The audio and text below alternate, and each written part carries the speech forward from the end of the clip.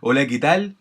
Aquí estamos nuevamente hablando acerca de budismo de Nichiren Daishonin. Estoy en la pieza de mi hija, que es también mi taller en este instante. Estoy grabando esto el 9 de noviembre y seguramente lo estás viendo en marzo de 2019, a finales de marzo o mediados de marzo.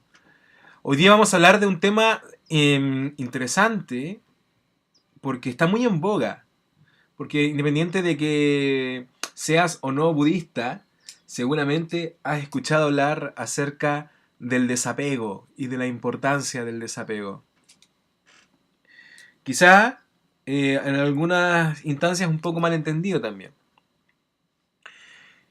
Como ustedes saben, como hemos hablado, el budismo tiene como propósito principal ayudar al ser humano a superar el sufrimiento y la infelicidad.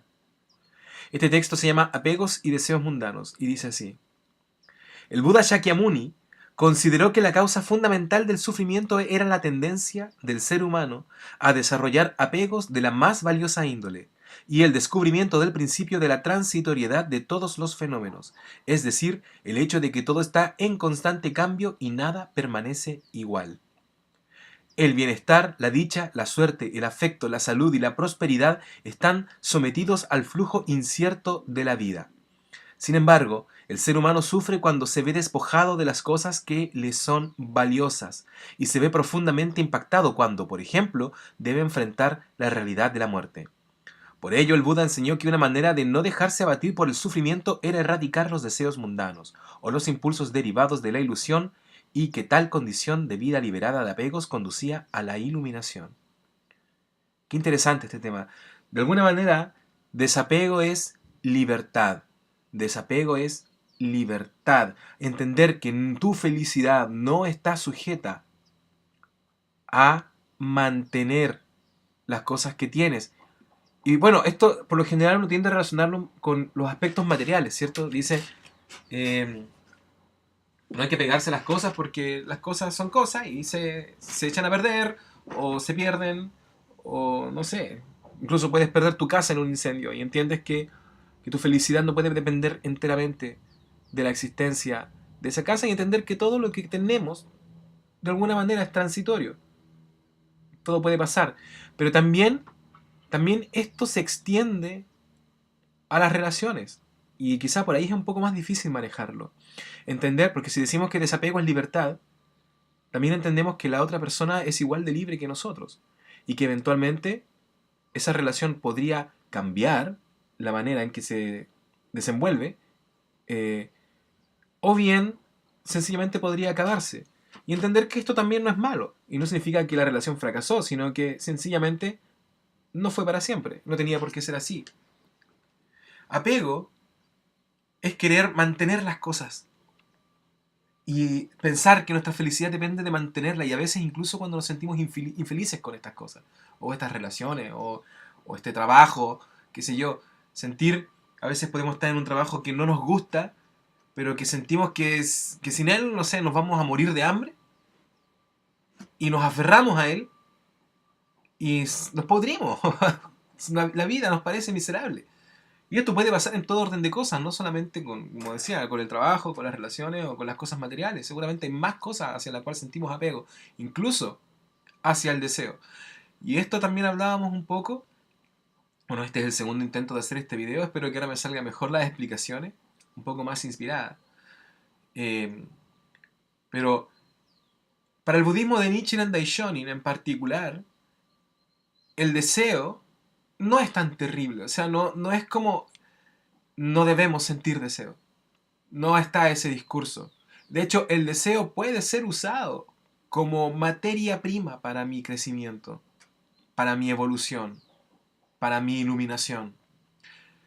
Pero no es lo mismo tener un proyecto, decidir, determinar que voy a lograr esta meta, que apegarme a ese deseo y sentir que si no lo logro no voy a ser feliz y estar proyectando siempre mi felicidad en el futuro cuando yo logre conseguir esta relación, cuando yo logre conseguir este dinero, cuando yo logre conseguir este trabajo, cuando yo logre conseguir aquel objeto, me voy a volver una persona feliz. porque siempre estamos proyectando eso, la felicidad hacia el futuro, y nunca estamos conectados con el momento presente.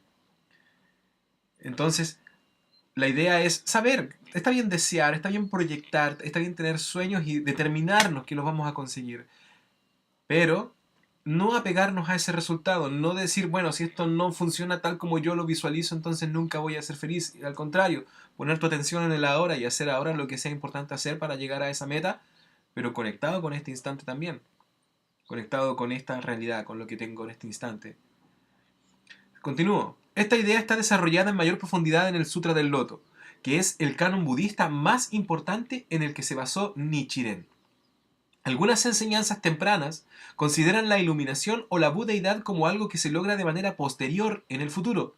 Sin embargo, en el Sutra del Loto se recalca la idea de que cada individuo es un Buda de por sí, de manera inherente y desde un principio. La aplicación de la filosofía budista permite a las personas desarrollar libremente su potencial y su estado de vida, de manera que pueden transitar por vidas positivas y significativas. Es en base a dicho trasfondo que Nichiren, con el afán de instar a la gente a convertir la ilusión y el sufrimiento en convicción, alegría y esperanza, orientó que los deseos mundanos son la iluminación y los sufrimientos de la vida y la muerte son el nirvana. Los escritos de Nichiren Daishonin, bueno, la cita, Nichiren también subrayó la importancia de quemar la leña de los deseos mundanos y encender el fuego de la sabiduría del Bodhi o iluminación. Es imposible vivir sin apegos o deshacerse de ellos. El interés, la pasión, el afecto por otros, la búsqueda del éxito y el apego por la vida misma son inclinaciones que se convierten en causa de sufrimiento, pero también son un componente esencial de nuestra humanidad. El budismo explica que así como la flor de loto abre sus inmaculados pétalos en medio de aguas fangosas, el ser humano puede vivir una existencia triunfal en medio de las vicisitudes de la vida. Daisaku Ikeda, presidente de la SGI, escribe: Shakyamuni nos dice que él trató de liberar a los seres humanos de los diversos deseos e ilusiones.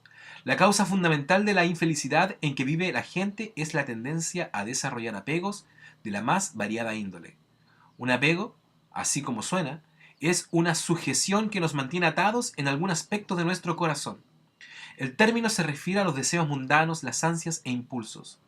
En las enseñanzas anteriores al Sutra del Loto, Shakyamuni enseñó a las personas de los 9 estados cuya vida se hallaba sumida en la pesadumbre el camino para que pudieran liberarse de tales apegos.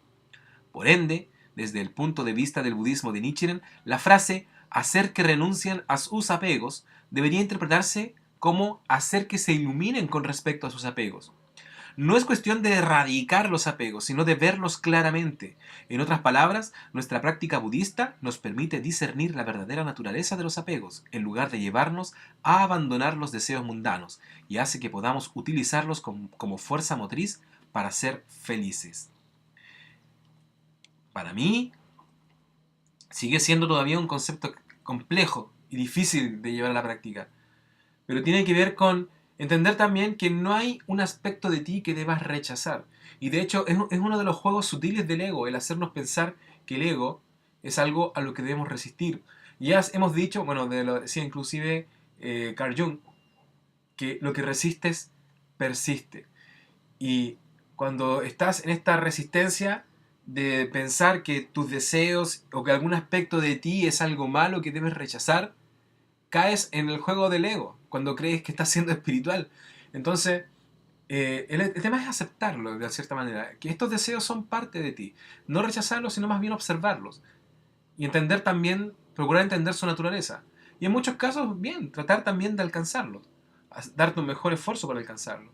Pero como decíamos antes, siempre conectado con este aspecto de tu vida que es el presente y también comprender que ese aspecto de tu vida, que el deseo, eh, proviene de tu ego que tiene esta ansiedad y deseo de sentirse completo a través de llenar sus vacíos con cosas, relaciones, dinero, lo que sea.